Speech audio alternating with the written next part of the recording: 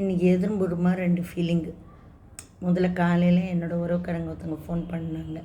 சரி, எனக்கு ஏதோ ஒரு வாசலில் காலிங் பில் அடிக்கிறாங்க, யாரும் பார்த்துட்டு வந்து உங்கள்கிட்ட பேசவா அப்படின்னு கேட்டுட்டு இருந்தேன். இப்போ அவங்க சொல்கிறாங்க, வித்யா உன்கிட்ட ஃபோன் பேசினா வைக்கவே மனசு இல்லடி, எவ்வளோ நல்ல விஷயம் பேசுகிற, எவ்வளோ ஆறுதலாக பேசுகிற, ரொம்ப ஹாப்பியாக இருக்குது, உன்கிட்ட பேசுனதே ரொம்ப குவாலிட்டேட்டிவ் டைமாக இருக்குது. இனிமேல் அடிக்கடி நான் ஃபோன் பண்ணுறேன், நான் இனிமேல் நிறைய என் மனசே நல்லா ஹீல் ஆகுது உன்கிட்ட பேசினா. ஏன்னா நான் நிறைய விஷயம் படிச்சுட்டு நிறைய பேசுவேன்னா, அதனால் அது அவங்களுக்கு ரொம்ப பிடிச்சிருக்கு. ஸோ அவங்களுக்கு ரீசெண்டாக காலில் ஃப்ராக்சர் அந்த மாதிரி ஏதோ ப்ராப்ளம். அப்போ அதுக்கு என்ன பண்ணலாம், ஏது பண்ணலாம், இந்த மாதிரி பண்ணது எப்படி, ரொம்ப ஹீலிங்காக பேசினேன். ஐயோ உங்களுக்கு ஹீலிங், ஐயோ உங்களுக்கு கால் போச்சா அப்படின்லாம் நான் பேச மாட்டேன். நான் சொல்லுவேன், இது இப்படி இப்படி பண்ணலாம், கொஞ்சம் எனக்கு தெரிஞ்ச அட்வைஸஸ்லாம் கொடுப்பேன், நீங்கள் பண்ணுங்கோ அப்படின்னு சொல்ல மாட்டேன். பட் இதெல்லாம் பண்ணலாமே, இதெல்லாம் கொஞ்சம் ஈஸியாக இருக்கும் இல்லையா, பண்ணி பாருங்க அப்படின்னு சொல்லிட்டு ரொம்ப இதமாக பேசுவேன்.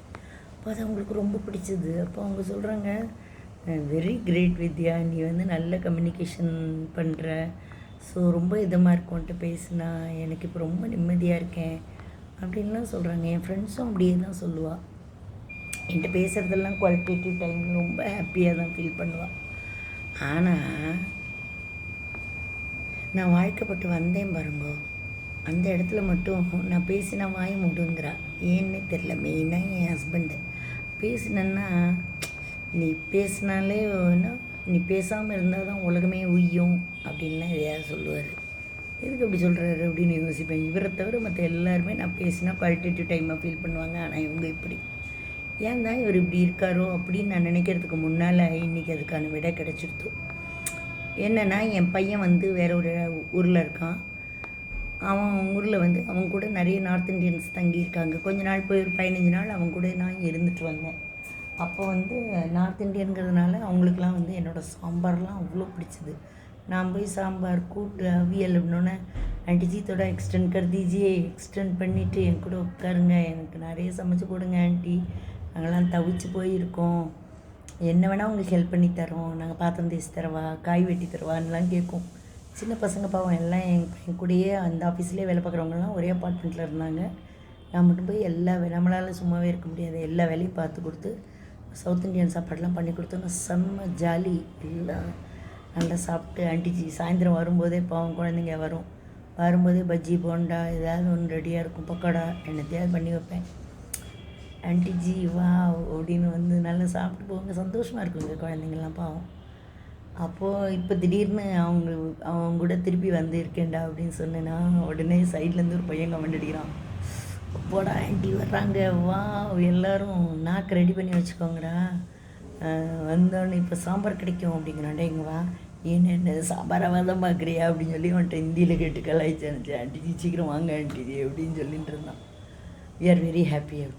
நான் இது இன்றைக்கி என் மாமியார்கிட்ட சொன்னேன், அம்மா இந்த மாதிரி பற்றியெல்லாம் சாம்பாருக்குன்னே ஒரு கூட்டம் கற்றுருக்கு அப்படின்னு சும்மா சொல்ல மாட்டோம்மா, அது மாதிரி சொன்னேன்.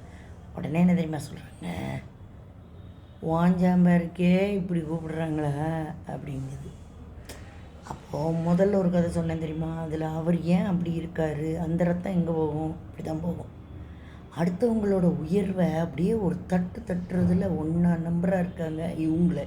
இப்போ அவங்க எப்படி இருப்பாங்க, வாஞ்சாம்பாரேங்கிறாங்க, ஆனால் இவங்களுக்கு 86 வயசு ஆச்சு, 10 வருஷமாக ஏன் சாம்பார் தான் சாப்பிட்டுட்டு இருக்கா. நன்னா இருக்க போய் தானே அவங்களும் நன்னா இருக்காங்க. சும்மா இப்படிலாம் ஏதாவது ஹர்ட் பண்ணுற மாதிரி பேசுகிறதே நேச்சராக இருக்குது சிலவங்களுக்கு. என் மாமியார் என் ஹஸ்பண்டுங்கிறதுனால நான் சொல்லலை, இந்த மாதிரி நிறைய பேர் இருக்கீங்க. முதல்ல திருந்துங்க. நம்மளை 4 பேர் புகழறப்போ நீங்கள் புகழட்டாலும் பரவாயில்ல, அதை சந்தோஷமாக வேறு எங்கே போய் சொல்லுவேன், என் ஃபேமிலி தானே, இங்கே தானே சொல்லுவேன். ஆனால் அது ஒரு தட்டு எதுக்கு தட்டணும், ஐயோ அவன் சாம்பாருக்கே இப்படி சொன்னாங்கன்னு. இவங்க சாம்பார்லாம் நான் என்னத்தை வாயிலே வைக்க முடியாது, புளிக்கும், அது போய் பிரமாதம் சாப்பிட்டுட்டு இருப்பாங்க. அந்த இதெல்லாம் தனி கதை. I don't want to. அவங்க பண்ணாங்க, நாய்க்கு நம்மளை கடிச்சு நம்ம திருப்பி கடிக்கிறது இன்னும் நான் கிடையாது, அப்படின்லாம் நான் சொல்ல மாட்டேன். நான் என் பாயிண்ட்டை மட்டும் தான் சொல்லுவேன், என்னென்னா ஹர்ட் பண்ணாதீங்க. இது என்ன ஆகிடும், 4 டவுவில் நமக்கு இப்படி 4 பேர் வாவுன்னு சொன்னால் கூட இவங்கள்ட்ட சொல்ல மாட்டோம். சொன்னால் இதுதான் இதாக இருக்கும்ல, இதுதான் அவங்க பதிலாக சொல்லுவாங்கன்னு தெரிஞ்சிடுத்துன்னா எங்கள்கிட்டலாம் பேசுவோமா, அப்படியே நம்ம குடும்பத்துலேருந்து ஐசோலேட் ஆகிடுவோம். இதுதான் நிறைய பெண்களுக்கு நடக்கிறது. நான்லாம் அந்த மாதிரிலாம் டைப் கிடையாது. இருந்தாலும் அப்படி இருக்கிறவங்க திருந்துங்கங்கிறதுக்கு தான் இந்த வீடியோ. புரியுறதா? வேண்டாதைக்கு தட்டாதீங்க, அவ்வளோதான் விஷயம். நம்ம எல்லாத்துலேயும் சூப்பர்னு சுப்பீரியாரிட்டி காம்ப்ளெக்ஸை முதல்ல விடுங்க. ஒரு சூப்பரும் கிடையாது. உங்கள் சாப்பாடு உங்கள் குழந்தைகளுக்கு வேறு வழி இல்லை, பிடிச்சிருக்கும். அம்மா சாப்பாடு சூப்பர்னு சொல்லிகிட்டு இருப்பாங்க. ரெண்டாவது ஒரு பாயிண்ட் சொன்னாங்க, அவங்க என்ன அவங்கெல்லாம் நல்ல சாப்பாடே சாப்பிட்ருக்க மாட்டாங்க போல், அதனால தான் உன்னோட சாம்பார் நல்லாயிருக்கு. இதெல்லாம் பேசுகிறது நல்லதா? நீங்களே சொல்லுங்கள் மக்களே.